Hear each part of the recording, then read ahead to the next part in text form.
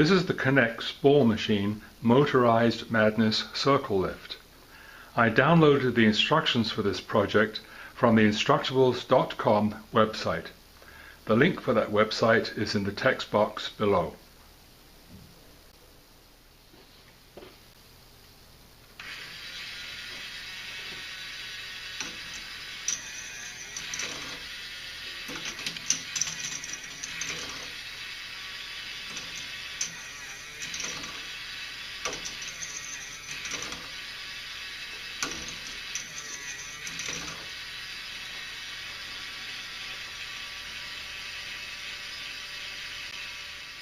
I did make one small change in this device. The original had this extra piece in here.